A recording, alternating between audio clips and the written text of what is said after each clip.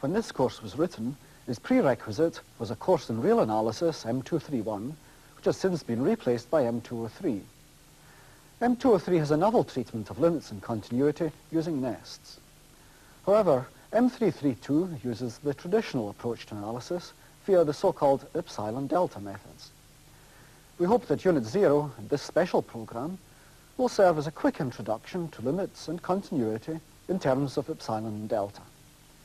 And to start us off, here's Mike Crampin. In this program, we're going to concentrate on real analysis, developing some of the ideas with real analysis, but using the methods which you'll need later for complex functions.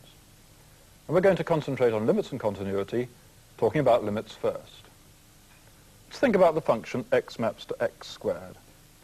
As you know, as x gets closer and closer to 2, so x squared gets closer and closer to 4. We say that the limit of x squared near 2 is 4, and write it like this.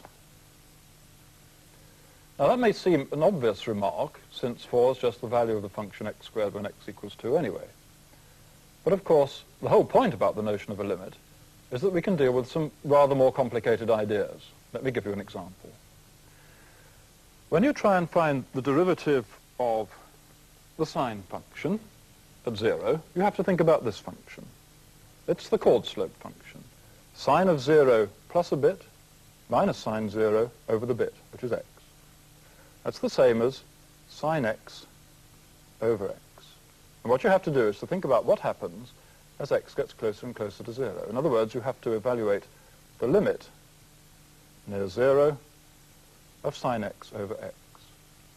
Now this is not at all like the previous case of x squared, because now we can't simply put x equals 0, because if we did, we'd get 0 over 0, which just doesn't make sense. Well, sine x over x does have a limit near 0, and in fact its limit is 1. The graph of sine x over x looks like this. Here it is on quite a large scale. This is x running from minus 40 to 40.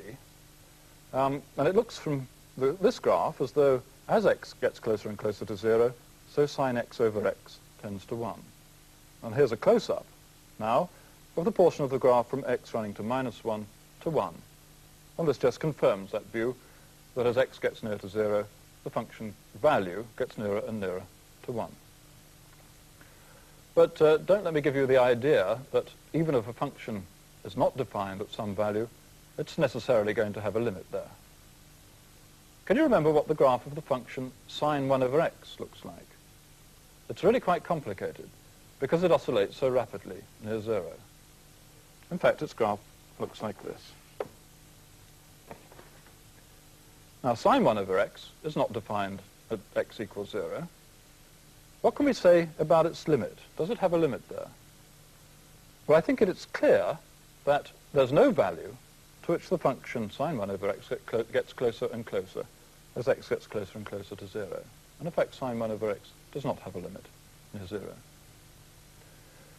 But now have a guess what might happen with the function x squared sine 1 over x. The x squared factor has limit 0 near 0. The sine 1 over x factor doesn't.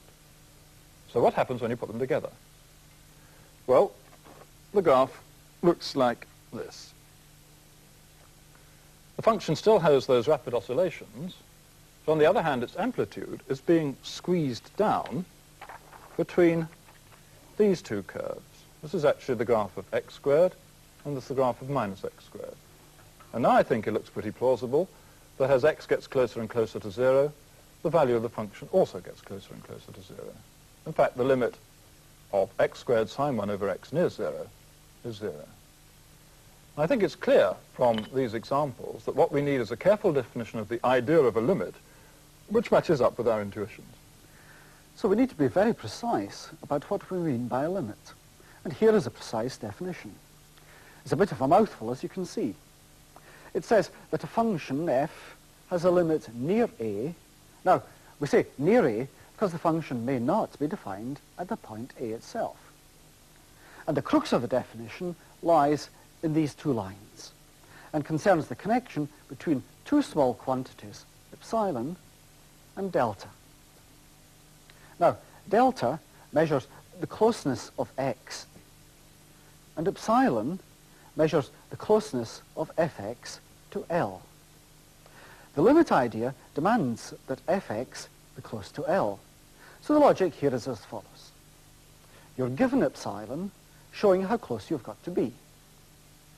So you're given epsilon, and you have to respond by finding some appropriate delta that will do the trick. So keep in mind this challenge of finding an appropriate delta. In fact, I think it's easier to see what's going on by looking at it on a picture. So let's think of the function f as mapping this real line into this one. Here's A and here's L. Now, the first part of the definition was that you gave me any positive number epsilon. So,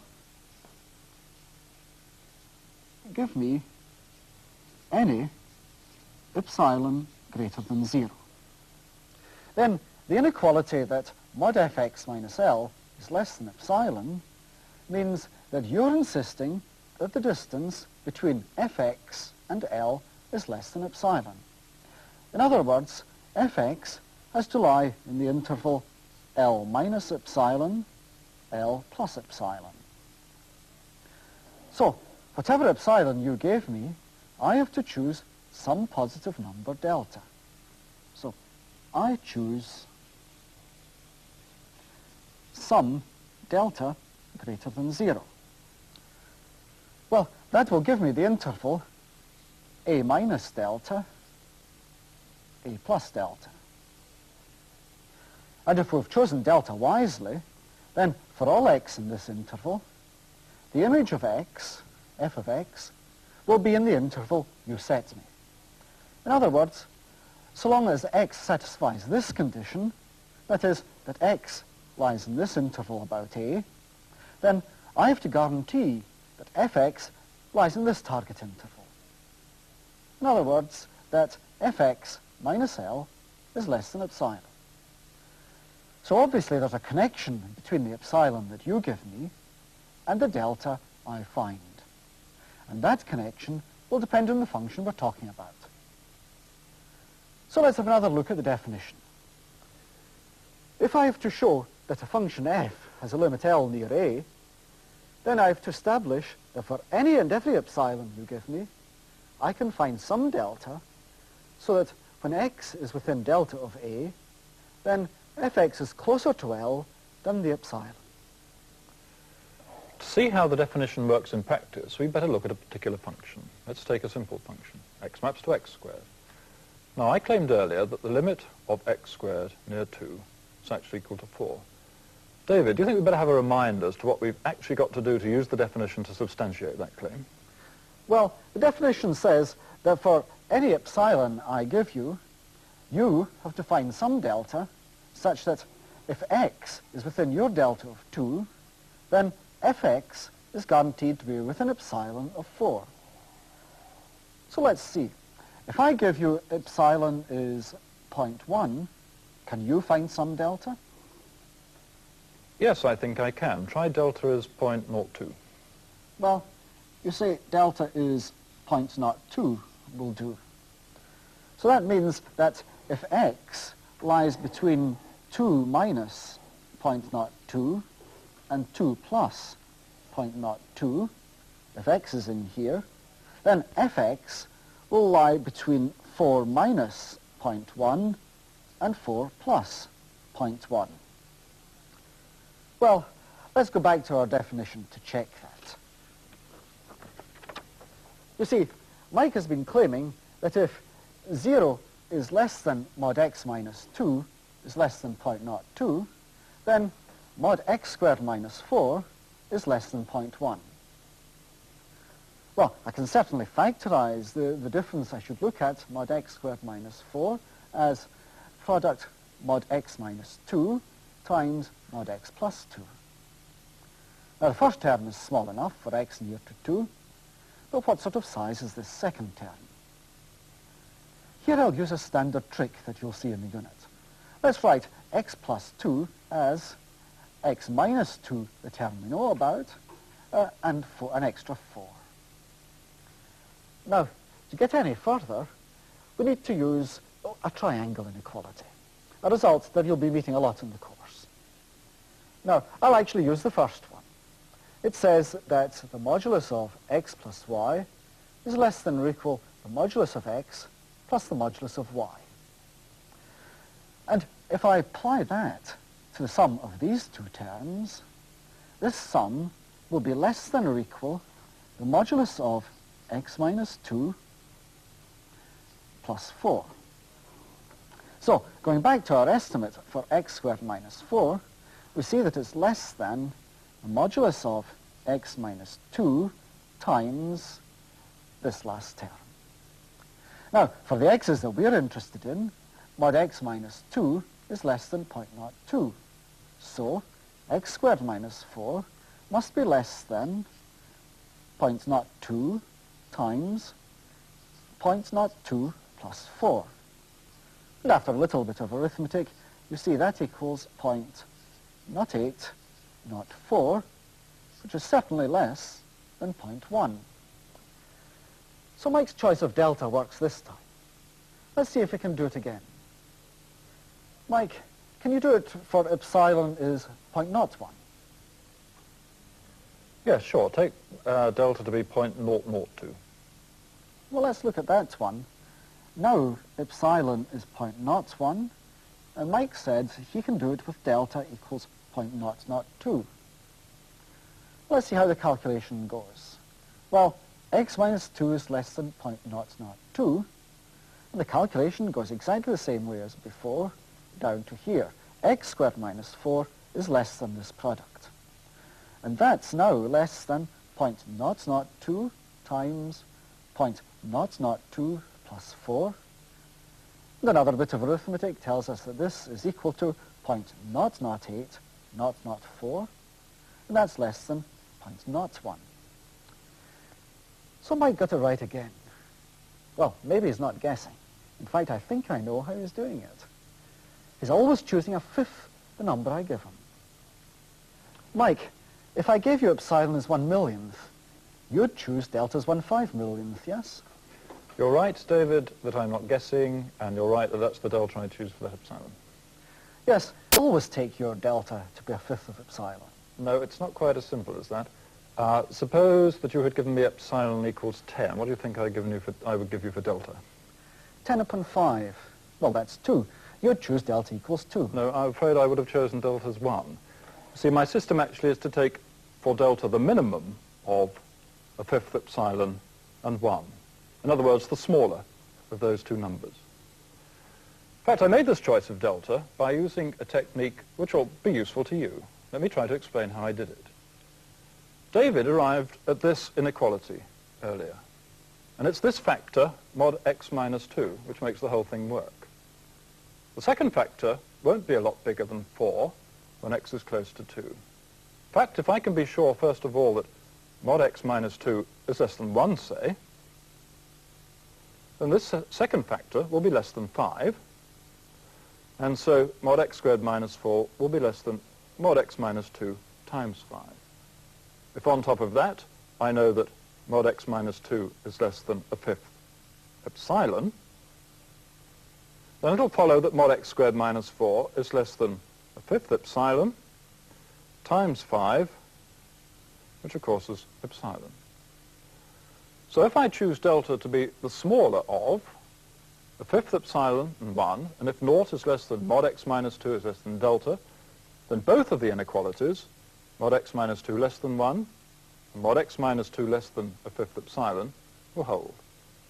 So no matter what epsilon David chooses, if I use this formula to choose delta, then I can be sure that mod x squared minus 4 will be less than epsilon whenever naught is less than mod x minus 2 is less than delta. And this shows that the limit of x squared near 2 is equal to 4. Now, just a couple of points about this technique. Firstly, it works because you can write mod x squared minus 4 as mod x minus 2 times some other expression. And it's the factor mod x minus 2 which gives you the delta. Because you can make a crude estimate of the second factor by the use of the triangle inequality. The second point is that there's a temptation to try and find a delta by actually solving the inequality mod x squared minus 4 epsilon. In other words, by trying to find all the numbers x such that mod x squared minus 4 is less than epsilon. Now actually this is quite unnecessarily hard work. The solution set of this inequality contains a lot of numbers which are actually quite irrelevant. Let's look at the graph of x squared. The solution set of the inequality consists of all the numbers x whose images lie in this interval. And so it consists of this interval on the negative x-axis as well as this interval on the positive x-axis. So it contains a lot of numbers near minus 2. But if I'm looking at the limit of x squared near 2, I'm certainly not interested in points near minus 2. I'm only interested in points near 2. So just to sum up, it's in fact much better to try to use the technique that I just demonstrated. Well, that seems straightforward enough. So let me see if I can use the same methods to show that the function fx equals 1 over x plus 1 tends to a third as x tends to 2. Now, in terms of the definition of limit that we had earlier, that means that I've got to find a delta such that if 0 is less than x minus 2 is less than delta, then mod fx minus a third is less than any given epsilon. Again, my techniques will be to find delta in terms of epsilon. Well, we know that we have to look at the difference between fx and the proposed limit a third. Now, if we're looking for some terms in x minus 2, obviously the best thing to start with is to bring everything here to a common denominator. And after a little bit of arithmetic, here's what we end up with. Now, I've chosen to write it in this way because it separates off a term we know about, the modulus of 2 minus x, which is small, from the rest. Now, if x is near to 2, what sort of size is this first term, 1 over 3 mod x plus 2? If I use that first triangle inequality, it will help me to get some upper bound for modulus of x plus 1. But since that modulus is in the denominator, this will give us a lower bound for the first part of this expression. And that's no use at all. We want an upper bound for this first term. Now, how do we do that? We should use the second triangle inequality. Well, we call it cunning form. That is, instead of the modulus of the sum being less than the sum of the moduli, the cunning form says that the modulus of the difference of two terms is greater than the difference of the moduli in magnitude. So if we apply that here, here's what we get. The modulus of x plus 1, which we're interested in, we rewrite in this form, containing the modulus of x minus 2, the term that we know about. Now, I've got to get this in the correct form for applying the cunning form of the triangle inequality. So I write it here as the difference of two terms. I now apply my triangle inequality, and this expression is greater than or equal the difference of the two moduli. Now, this last term, modulus of minus 3, is just 3, so I can write it in this form. Now, we're only interested in x is near 2. So let's always suppose that the modulus of x minus 2 is less than 1. Then the first term here, the modulus of x minus 2, is smaller than 3. So the modulus of this difference is actually equal to 3 minus mod x minus 2. And using the fact again that the modulus of x minus 2 is less than 1, this is greater than 3 minus 1, which equals 2.